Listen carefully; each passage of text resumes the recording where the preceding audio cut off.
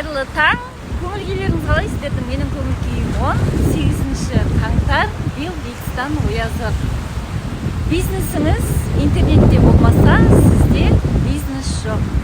Уильям Генри Гейтс, немесе Билл Гейтс 1955 жылы 28 қазанда дүниеге келді.